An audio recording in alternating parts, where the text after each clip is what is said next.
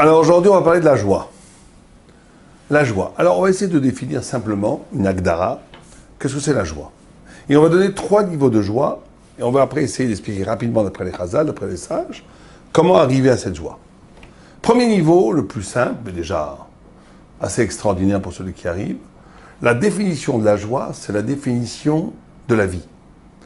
Quand quelqu'un sent qu'il vit sa vie, il est dans la joie. La tristesse serait l'impression que la vie que je vis n'est pas ma vie. Que je vis une vie à côté de moi-même, à côté de pourquoi j'ai été créé. On peut avoir beaucoup d'argent, beaucoup de réussite, et les gens se suicident. On peut avoir même être connu dans le monde entier, et les gens se suicident. On peut avoir une réussite professionnelle énorme et ne pas être joyeux. On peut être triste. Pourquoi? Parce que la joie, c'est simplement la coïncidence, la rencontre, entre mon existence que je fais, l'action de vivre, et mon essence, ce que je suis. Quand il y a distorsion entre non-coïncidence, mais fossé, écart, entre l'existence, l'extérieur, comment je vis, et mon essence, plus cet écart est grand, plus je suis triste. Plus cet écart se rapproche, plus l'intensité, la flamme de la joie s'allume. Donc, première question à se poser, c'est est-ce que je vis une existence qui est en harmonie ou qui se rapproche du sens ultime de ma vie, de ce que je suis, de mon identité réelle. Première chose. Deuxième chose, même si ceux qui ont la chance, par exemple des gens qui étudient la Torah, on peut imaginer qu'un juif est fait pour étudier pour la Torah. Même ceux qui ont la chance d'avoir des activités qui correspondent à leur essence, c'est pas sûr qu'ils vont sentir la joie. Pourquoi? Parce qu'il y a l'oubli de la conscience. Deuxième élément, c'est d'être conscient de ce que je vis. Conscient d'exister. Prenez un exemple tout bête. Imaginez quelqu'un qui a été condamné à mort. On le met devant un peloton d'exécution. Des gens le braquent avec des fusils. Le capitaine lève le sabre. Dès qu'il va la baisser, on va tirer. Et au moment où il va le baisser, la personne a fait Shema Israël, elle va mourir. Justement, on va baisser. Il n'entend pas de feu. Il entend un galop de cheval. Quelqu'un qui donne un télégramme. Le président ou le roi vient de gracier ce monsieur, on ne va pas te tuer. Et on dit, monsieur, vous pouvez rentrer chez vous. Oh, la personne, elle saute en l'air. Elle est joyeuse. Pourquoi elle est joyeuse? Pourquoi elle est joyeuse? Il y a 3 jours avant d'être exécutée, elle était aussi vivante, elle n'était pas joyeuse. C'est qu'à ce moment-là, elle se rend compte qu'elle vit. Elle remercie le ciel qu'elle vit. Elle se rend compte qu'elle vit. Elle a une conscience qui lui permet de goûter à la vie. La deuxième définition de la joie, ça serait la capacité de goûter l'instant présent, de goûter la vie.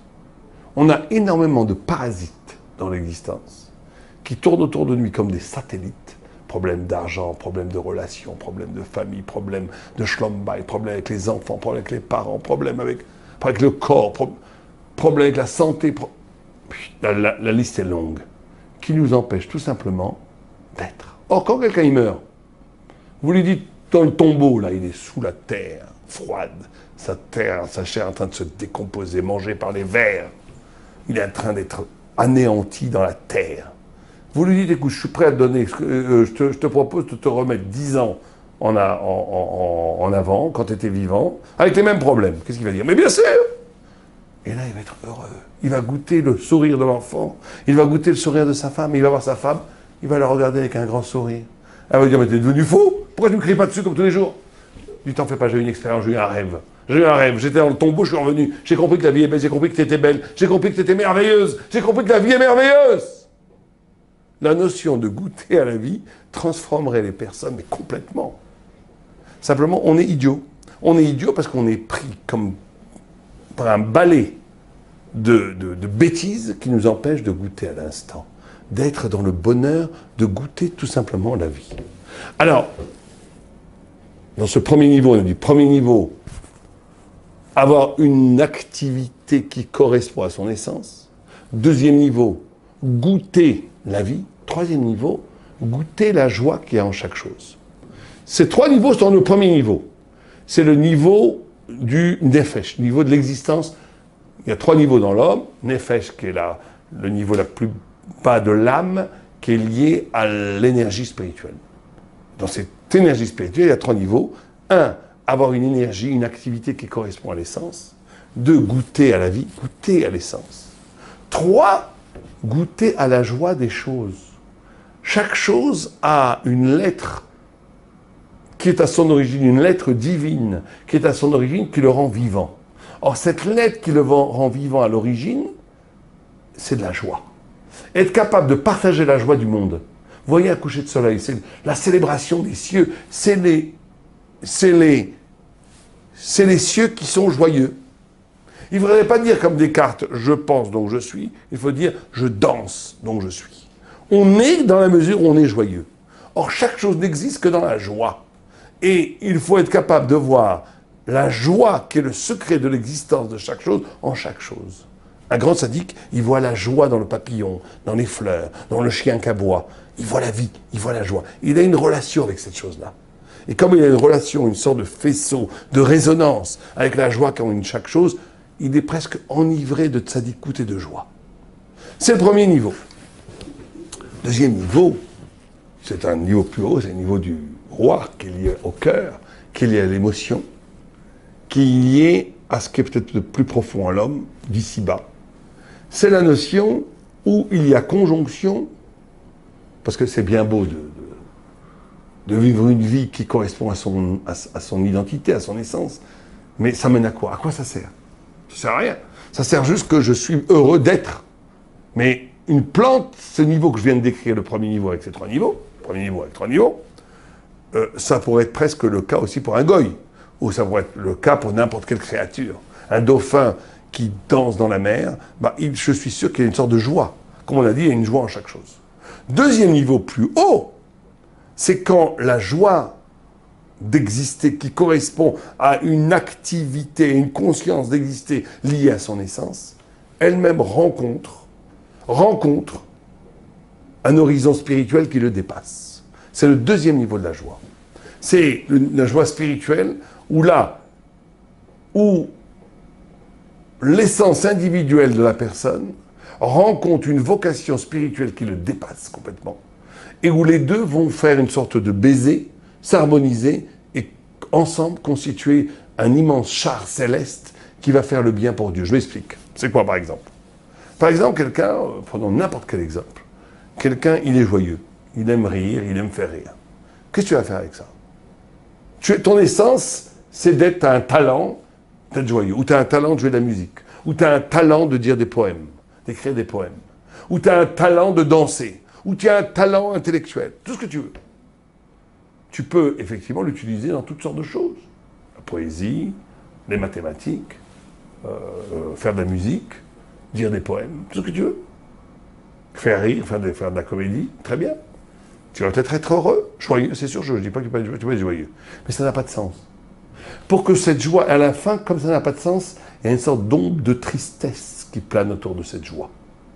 Alors que si tu donnes un sens à ton existence, au sens où ton existence joyeuse rencontre une catégorie objective spirituelle, là tu vas être dans la joie totale.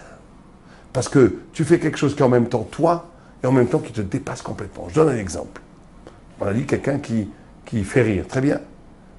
Tu fais rire pour rendre joyeux les gens. Pour les arracher du malheur. Pour les éveiller à la teshuva. Pour leur donner un sens à leur existence. Une fois, il y avait Rabbi Yoshua ben Levi qui a rencontré le prophète Élie dans le marché. Il a dit, qui a le droit ici au marché, au monde futur? Et il y avait plein de gens avec des papillotes et tout. Aucun. Waouh! Mais qui alors? Personne, sauf 2 là-bas. 2? Oh, ça va être des grands tzaddiks. Ils ont été les voir. Mais qui êtes-vous? Il a dit, vous êtes des grands rabbins? Non. Vous étudiez la Torah jour et nuit? Non. Qu'est-ce qu'on fait? Ben non, on est des clowns. On veut des clowns. Mais oui, parce qu'on n'aime pas voir les gens tristes. On aime rendre des gens heureux pour que leur bonheur les ouvre vers Dieu. Ça, c'est moi qui rajoute. Le texte ne dit même pas ça. Mais on peut imaginer que c'est ça.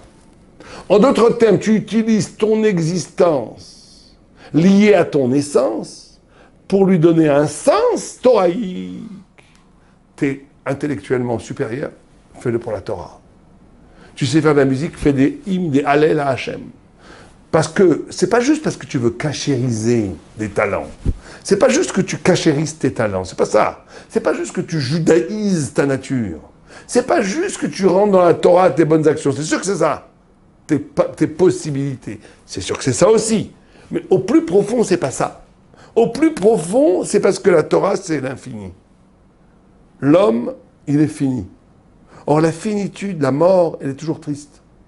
Quand la finitude épouse l'infini, il prend un sens qui va dépasser sa mort, qui va dépasser sa finitude, il sera éternellement joyeux. Parce qu'il a inscrit son essence à partir de son existence axée vers la Torah, vers quelque chose qui est en même temps moi, puisque j'utilise mes talents, mais moi au service de la Torah qui est éternelle. Donc je deviens éternel. Et donc cette joie est une joie qui dépasse la mort, qui dépasse la finitude, qui dépasse la maladie, qui dépasse la tristesse d'être fini. La tristesse est toujours quelque chose qui est lié à la finitude. Quand on finit quelque chose, on est triste. La joie, c'est toujours lié à l'ouverture, à l'infini. Et donc, ce deuxième niveau, c'est la rencontre de l'existence comme expression de l'essence qui s'associe au sens thoraïque et qui donne une dimension éternelle, infinie, à l'individu lui-même. Et ça, c'est merveilleux. Quand un homme est en même temps lui-même, et en même temps ce lui-même est inscrit dans l'éternité de la Torah, c'est la joie absolue. Que si quelqu'un n'est que lui-même, et que c'est pas lié à la Torah, à la fin, c'est triste. La chair est triste.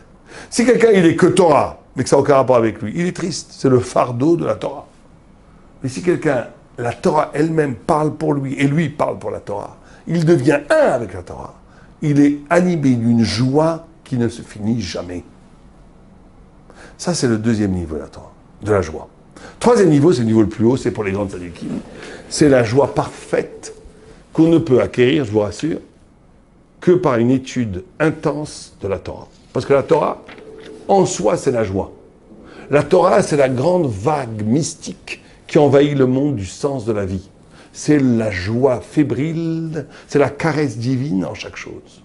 Quand quelqu'un est complètement dans l'étude de la Torah, il est dans le rythme même métaphysique de la joie qui est lié, ça, à la neshama, donc à la pensée, et donc à l'esprit pur.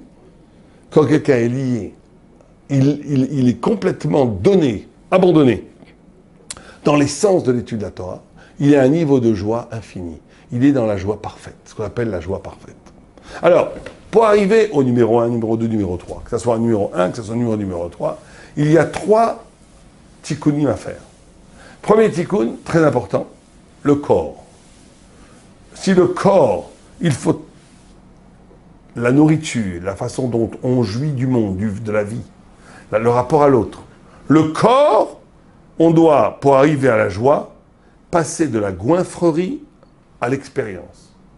C'est quand il mange juste pour se goinfrer. C'est triste. Il n'y aura pas de joie. Si quelqu'un, le goût, c'est merveilleux. On dit que plus quelqu'un est sensible au goût, plus il va développer de l'intelligence. Le Talmud Yerushalmi, à la fin de Kiddushin Nedarim, dit que une des questions que Dieu te posera, est-ce que tu as goûté tous les fruits que j'ai créés? Et pourquoi? Parce que Dieu il veut que tu fasses du touriste gastronomique. C'est parce que Dieu il veut que tu connaisses tous les différents goûts, parce qu'en connaissant tous les différents goûts, chaque goût, dans son choc de goût, dans les lèvres ou dans le corps, est une voyelle qui va ouvrir une dimension du sens. C'est pour ça qu'on dit qu'un enfant ne commence à accéder à l'intelligence que quand il prend du blé.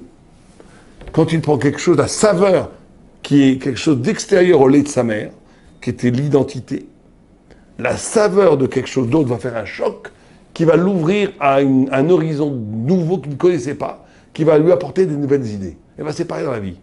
Quand on goûte de nouvelles expériences, ça nous ouvre à des nouveaux horizons conceptuels qui nous ouvrent la tête, qui nous ouvrent l'esprit, qui nous ouvrent la possibilité de comprendre. Mais ça, c'est que si on passe de la goinfrerie à l'expérience. C'est-à-dire que quand on dit que Ta'avot Mevakesh Nifrad, tout est une question de conscience. Quand quelqu'un il mange, s'il est dans l'animalité, ce qu'il cherche, c'est de retomber au niveau animal, juste se goinfrer, juste s'empiffrer, juste prendre du plaisir comme un animal, il se coupe du sens, il se coupe de l'expérience, il devient un idiot, une bête. Quand avec la même nourriture, quelqu'un va manger la même nourriture, vous en faites pas, elle ne va pas s'envoler. La nourriture n'a pas des ailes pour s'envoler.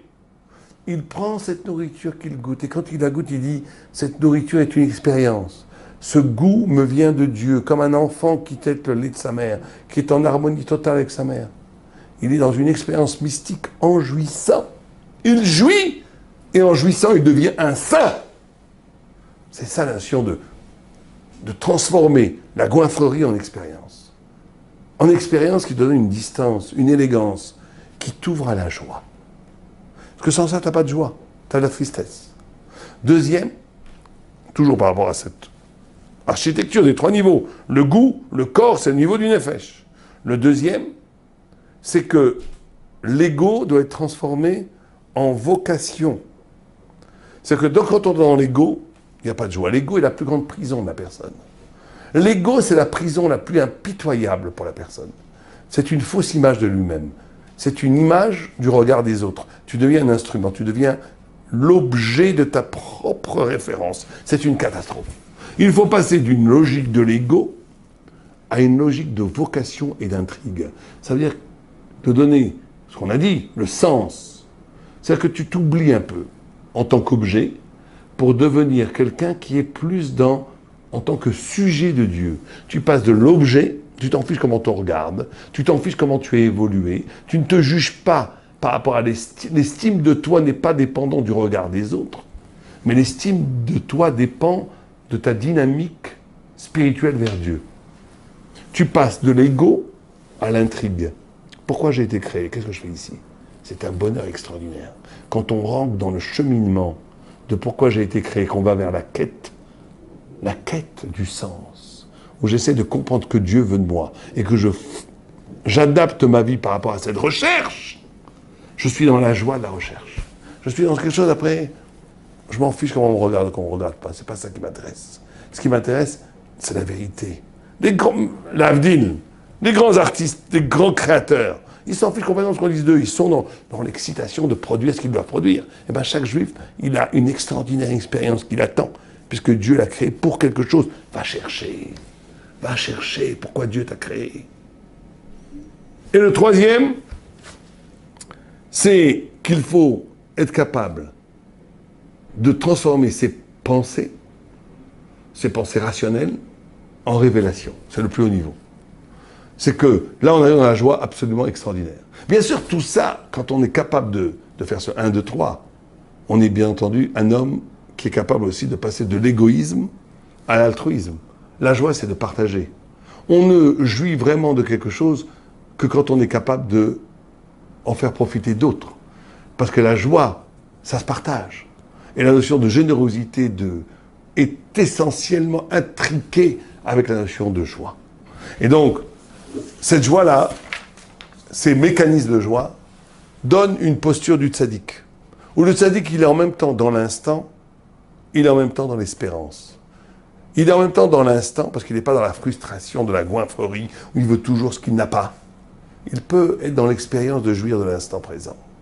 Mais cette jouissance de l'instant présent ne le rend pas une sorte de zen qui ne vit qui a tout oublié.